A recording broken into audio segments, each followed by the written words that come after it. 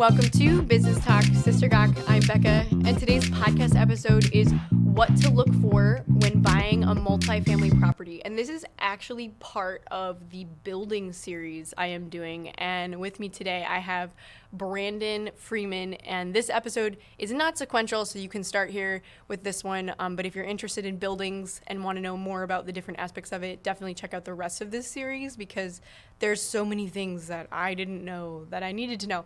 And this one is a topic that I didn't know a lot about, multifamily property. So, Brandon, thanks for being with me today. Hi, Becca. Thank you for having me. I'm really excited about this.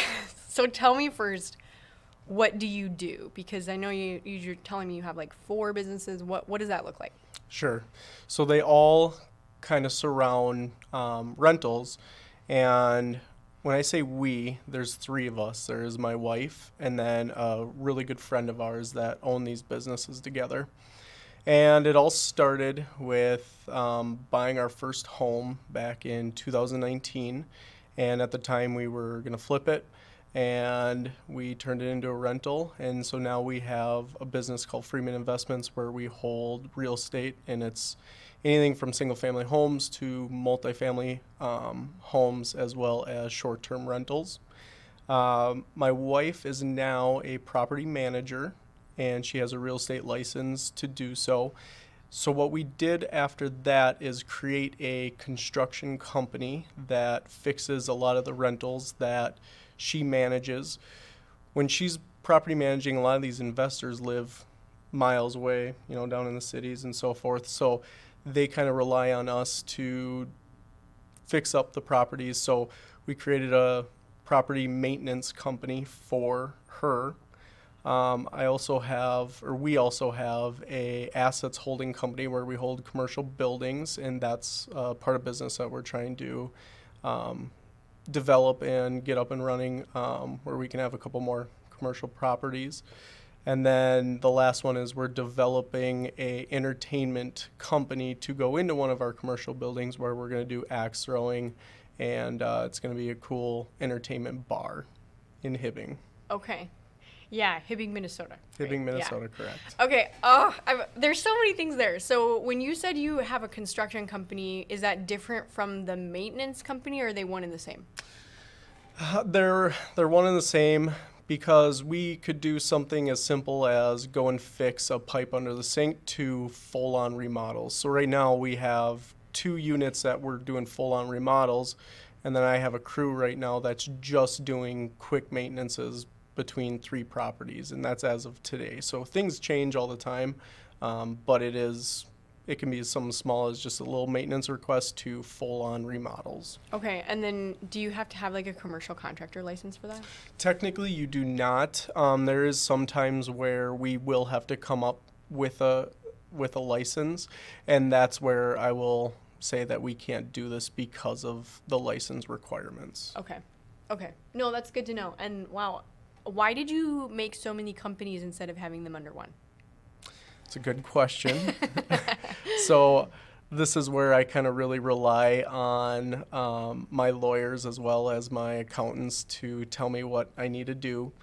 For instance, we don't need to go deep into cost segregation in taxes, but there's a way that you can do a cost segregation where it can write off a huge amount of your income off of one property for a different company. And so we're kind of just doing that solely for tax purposes and based off of what my lawyer has said. Okay. Wow. Yeah, I could go into that all day, but that's not this episode. Okay, so why do you do what you do? How did you get into this, and what was the purpose behind starting it? It's a good question. I've always had a dream that I didn't want to work a W-2 job until I was 65, 70 years old, and I want to retire young. And that looked a bunch of different ways for me. Back in 2017, I went to school for day trading, and I thought, hey, I was going to be a day trader for the rest of my life. And I realized it's a lot harder than you can imagine, day trading.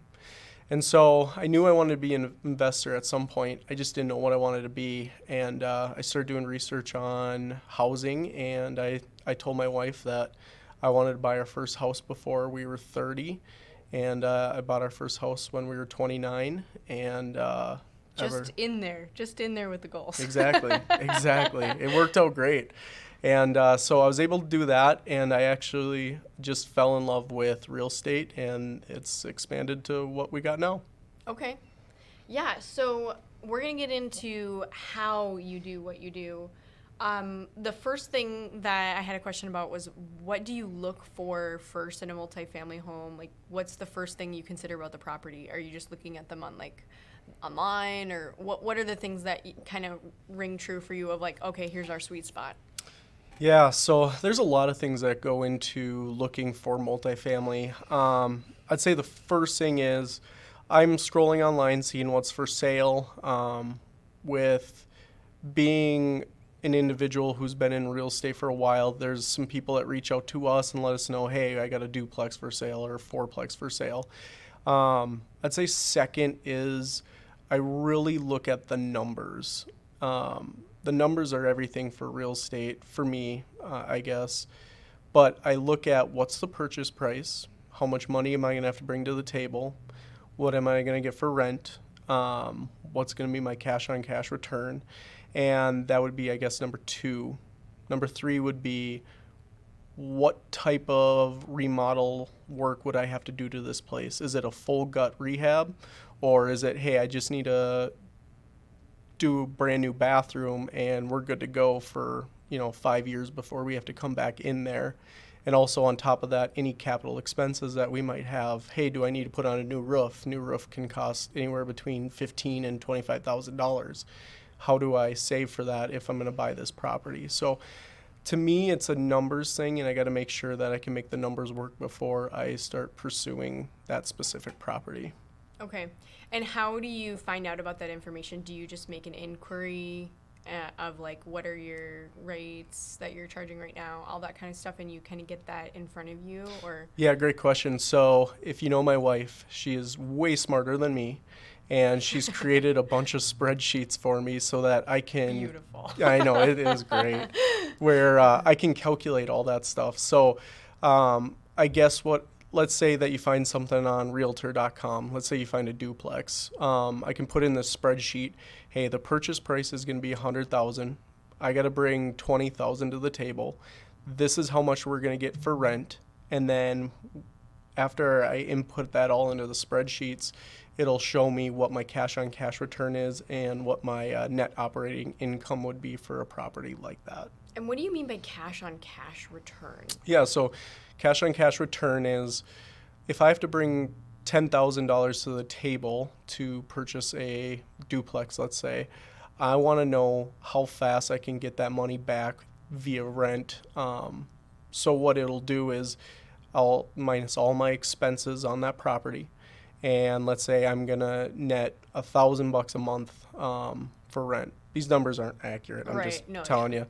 And so on paper, it would show that I would get a cash-on-cash return in less than a year, because I would, on paper, show that I was going to make $12,000 that month, or that year, excuse me, and I brought $10,000 to the table. So to me, that would be a great, great investment, and I would probably purchase that right now. So what's kind of the benchmark that you look for of, like, here's what you should see for what you're bringing to the table? What's, like, a good rule to go by of, here's in the first year, how many years do you want to see that? So there's a lot of metrics out there that tell you, hey, you need to get it within a year, within 2 years. I would say I look at a 5-year spectrum. If I can get a return back in 5 years, it's not ideal, but it's something that I'll entertain. I'd say the sweet spot for me is anywhere between 2 and 3 years. If I can get my cash-on-cash return then, I'm really entertaining purchasing a property like that. Okay. And then so for ongoing maintenance, though, what do you do to structure, like, what percentage do you set aside to make sure you're maintaining your properties on a good schedule and all of that? How did you figure that out, and what does that look like? So, Becca, that is the hardest part when it comes to multifamily. Which is why I have a question on. Yeah, it really is, because It could be something as your furnace all of a sudden goes out and you were not expecting that, right? And so a new furnace could be $1,500 and you were not expecting that in your cash on cash return.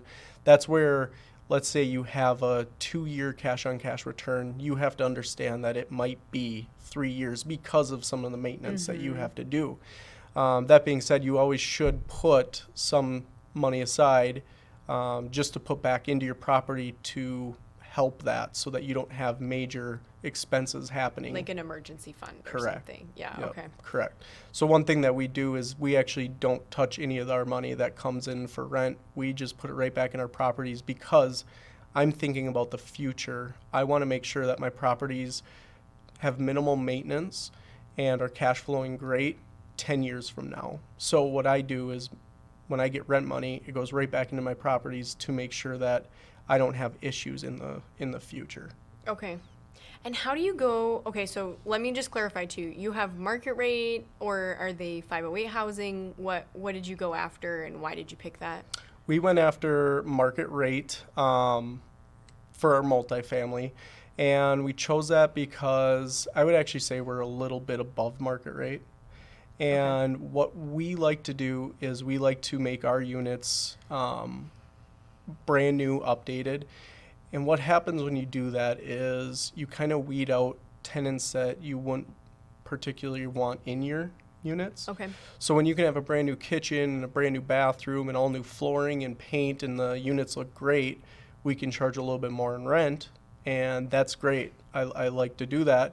But it also gets us tenants that we're not too worried about that are going to ruin it, and we can do some screening on them and shows that they have a stable background, they have a stable job, and that's kind of what we like to look for our units specifically. Okay. And so you were saying like you also have some short term. So when you're looking at the multifamily, how do you differentiate what part of your portfolio is going to be short term rental versus long term? Well, that is also a great question. It is a little difficult. I guess I personally like having both as much as I could. When it comes to short term, there's a few other things that are a little different than a long term multifamily. Okay. Short term, it's a little bit more riskier because you don't know if you have it on Airbnb, you don't know when you're going to get bookings. Maybe a month from now, I'll start getting bookings for January and stuff like that. So it's nice to have short term. It's a little bit more riskier, but the returns are a lot better on a short term rental. So we like to have a mix of both because in the wintertime, our short term rentals slow down. In the summertime, they are going crazy. We usually have minimal vacancy in the summertime, where in the wintertime we could have up to 50% vacancy. So to stabilize my portfolio, that's where I have our multifamilies and even single family rental homes available. So what do you think about occupancy rates when you're looking at a property? Does it matter if it's currently occupied if you're going to invest in it, or does that not make a difference to you? What do you mean by that? Like how many units are already currently rented out, or if there's ones that are open? Excuse me. Yeah, that is a huge factor because when you're buying let's say you're buying a fourplex and you only got one tenant in there, now you've got to fill three units, and the longer they're not filled, the less money you make. And if you got a lot of expenses on that property, that can hit hard. So that is a huge factor for us too. About 2 years ago, I bought a duplex with no tenants in it, and it was difficult. It took us about 3 months to get both of them occupied, but once I got them occupied, it was a great investment. So yes, that is something that you got to be concerned about, and you got to make sure, hey, can I budget not having somebody in a unit for, let's say, 3 months, 6 months, and if I can, okay, let's move on to looking into investing into that property. Okay. No, that's good to know. And then what about utilities? Is that something you pass on to the renter, or do you cover that, like internet? How do you structure that? Yeah, so if you're looking at a multifamily, that is one big concern that you need to look at for your returns is, hey, if I bought a duplex, do I have it metered out where unit A and unit B pay separate electrical, or are they all on one meter? And so now we're going to have to pay for it and put it in rent. I do have units where we just pay all the utilities and we charge a little bit more in rent. And it's great in the summer. It's hard in the winter. And you got a budget for that. When it comes to short-term rentals, we have to pay all the Right. utilities. Mm-hmm. So that has to be something that you think about mid-August when you have your biggest month in short-term rentals. Hey, do I take this money and put it in savings because we know December and January are right around the corner? Mm-hmm. And so, yeah, you gotta always keep in mind where the utilities are gonna be on a specific property. Yeah, and when you're looking at a building, because I know especially Hibbing has a lot of steam heat, which They is do. super expensive.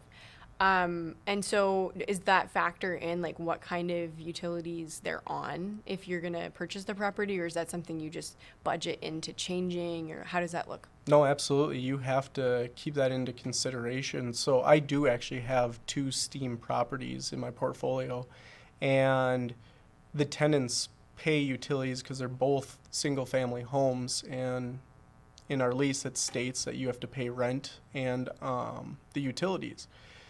They understand that it's steam, so we give out really good tips and tricks. About September, we start doing this on how to save energy so that our tenants can, put plastic around the windows. If they need caulking around the trim, they can give us a call and we'll go do that for them because we want our tenants to save money too. This isn't, all about greed or anything. We want to make sure our tenants have a great place to live, and we want long-term tenants that are happy. So we want to make sure that they're saving money, especially when it comes to energy prices that are, skyrocketing nowadays. We want to make sure that they can do that. And so, yeah, steam is a big issue up here, and we're just figuring out ways to help them save money. Yeah. Yeah. So, do you try to stay specifically with one geographic area, and how did you come to that decision of how you diversify and where your locations are? Yeah, when we first started, I was ready to take on the world, and I said, I'll buy houses anywhere I can. And I realized that it's a lot harder than that. So we had to come up with, in a map, where we wanted to basically buy. So we gave ourselves about a 30-mile radius from where we're located. And that's solely because of the connections that we have, where our guys that are doing construction live, where some of these big box stores are located to get materials. So Yeah. that's a big thing for us, because if we bought somewhere in the middle of the country, halfway hour from here, it'd be very difficult to manage a job like that, especially in the wintertime when it snows and you got a blizzard. There's days where you're missing doing any of the construction work that we might have to do.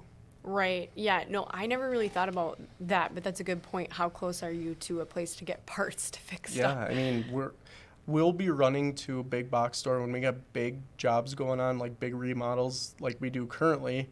We have to sometimes run to the local Lowe's or Menards 3, 4, 5 times a day, and that takes a lot of time out of your schedule when you're doing that. Yeah. Yeah. So, and then what would you expect in terms of like, going forward for you? How do you expect the market to be, or what do you see for the future of where you want to be?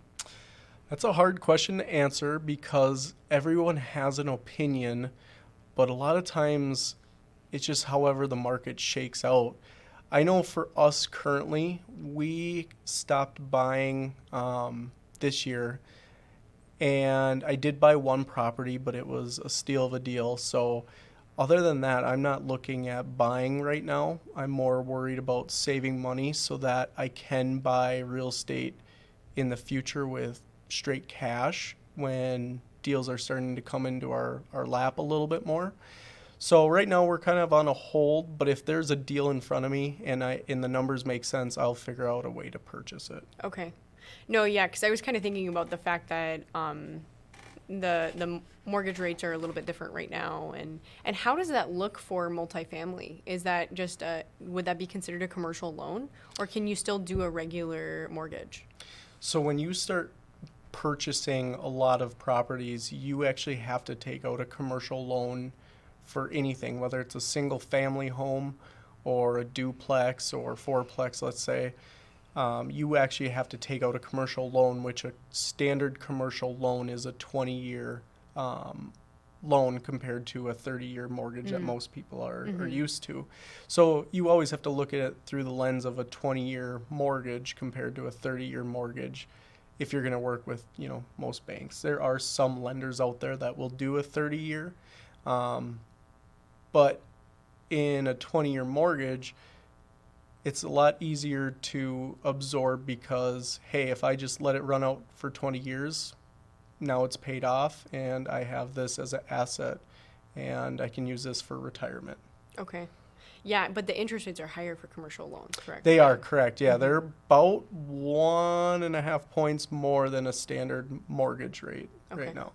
Okay, yeah. And then I had a question about if you are going to have a rental property and it's multifamily, is it registered already, or do you have to do any kind of legal paperwork with the city or the state or anything like that? Or does it just depend on the area? No, it should be zoned correctly if it's already on your tax statements. It should be zoned. You shouldn't have to change that, so it should be ready to go for anybody that's looking to purchase a multifamily. The only thing you might have to do is check in with the utility company and see how it's set up in their system, because sometimes it can be a little wonky on how they set it up in a utility company. But that's the only thing I guess I would say that you'd have to look into. Okay, and is that something you do prior to purchasing the property? Oh yeah, absolutely. Do all your research before you purchase that property. So the day that you're signing that paperwork, you already know your game plan and what you're getting yourself into. Okay. And tell me, what if somebody were just starting out and I was saying, hey, I want to get into this, what are the big pieces of advice you would say go into it with this? Becca, I'm pretty passionate about real estate, and I would say I get a lot of people that always ask me, what should I do to get into real estate? And I always say, number one, this is what I did, and it worked out great for me. I listened to a ton of podcasts, podcasts like this, podcasts like Bigger Pockets, to really understand how business works, number one, and how real estate works. And so I'm really big into podcasts, audiobooks, but that's step one. I'd say the biggest hurdle that most people have is actually stepping into a deal. And that can be very difficult for people to do because they're worried because it involves money. And they need to understand that investing, yes, it does take money to invest, but there are rewards at the end as long as you do your due diligence and you're smart about your investment. So I would say do your research, listen to podcasts like this, and make sure that when you're ready to step in, and you're going to make mistakes, but that's where you learn, as you learn from your mistakes. Yeah. And so where can people get connected with you or follow what you're doing? Well, I don't do a ton of social media, but we do have a pretty big following on Facebook solely because we're trying to find rentals and renters all the time. You can find us on Facebook at freemaninvestments.com, or you can also type in LBR Management, and you can follow our pages there. And you manage other people's stuff too, right? Like other portfolios? Correct. So my wife, she is a realtor with the state of Minnesota, because legally you have to be a realtor to property manage. She currently is managing, I think on the first she'll have 90-something units that she'll be managing here on the Iron Range in northern Minnesota. And then that's where we have a property maintenance company that does the maintenance work for a lot of those properties. Yeah, okay. So if you're looking for that, they also do that. That is correct. Awesome. Okay, so we're going to transition to the gawk portion of this episode. And I'm excited to talk about this because it's about a condemned building. So tell me a little bit about the background of this and what else is going on. Yeah, so we have an investor, and he's an awesome investor. He will put the money to fix up a place, and which I love to see, because I want to see people fix up properties and not make them slummy properties. That's kind of one thing that we really want to focus on too when we're doing property management, is we want to property manage good properties. So unfortunately, this property had a lot of things wrong with it when he purchased it, and we had to condemn it not livable for the time being until he has the capital to fix it. So we recently were in there trying to turn off all the utilities, winterize this property so it doesn't freeze, because like I said, in a year or two he wants to start rehabbing this place and getting it up and running. Well, we got in there and we realized that we had a squatter in there, and he's been living in there with it had to have been months, and nobody knew about it. And when we went in there, he broke through all the doors and was just living in there freely. And he was using all the plumbing, let's say, and everything was plugged, and it was a disaster of a property at that time. So we're getting through it, but it was very difficult to figure out at the time, but we are figuring it out. Wow. Yeah, and is that just like normal for a vacant property, or not really? We don't want it to be normal, but it definitely can be normal. That's why we went in and changed all the locks. We actually have all the doors chained to the frames so that he can't get in anymore, because he has tried a couple more times, and we have found him 2 more times in there, and we keep asking him how he gets in, and this homeless guy tells us how he gets in every time. So now we know what we need to do on our next steps. Oh, dear. Well, good thing they're opening a new homeless shelter in Hibbing, right? That is correct. Mm-hmm. Thank you, AEOA. yeah, thank you. All right. Well, if you enjoyed this episode, you should give it a review on Apple Podcasts or Spotify. And I am really excited to keep going on this building series, so definitely be listening into that. And thank you, Brandon, for being with me. Thank you, Becca, and thank you guys for listening. All right. We'll see you next time.